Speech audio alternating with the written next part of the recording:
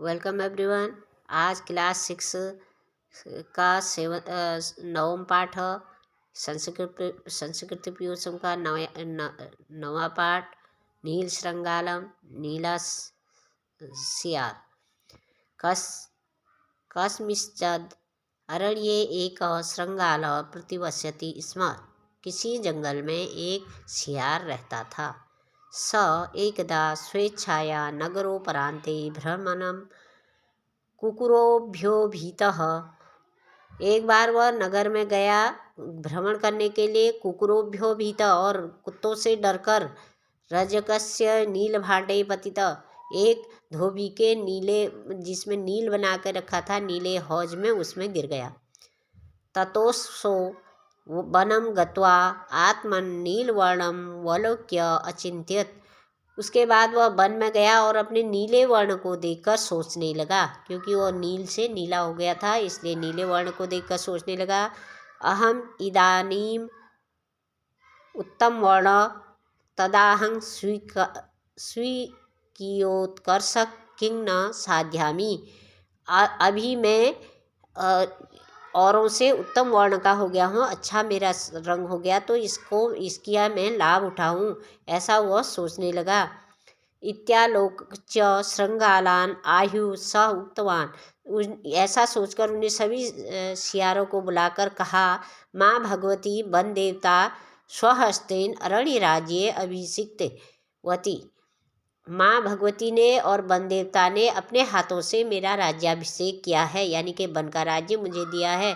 तद धारभ्य अरण्ये अस्मादाज्ञा व्यवहारम कार्य।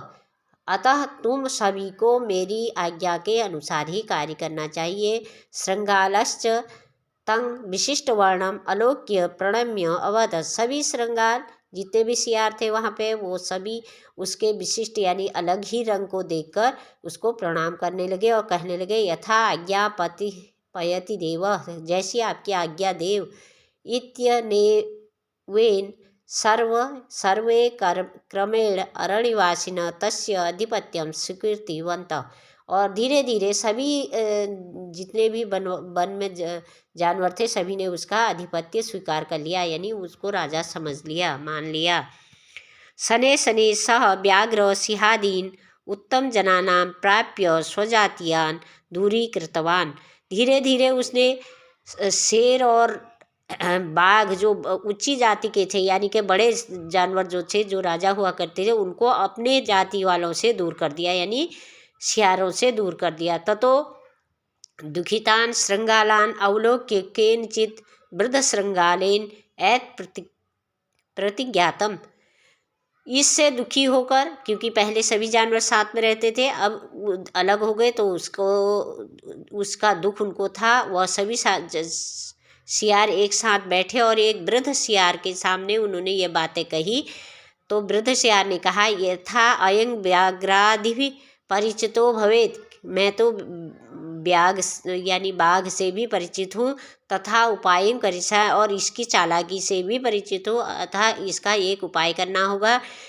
यत एते व्याघ्रद्वय अस्य वर्णमात्रेण विप्रलब्धा संत एन श्रृंगालम आज्ञात्वा राजनम मन्यते।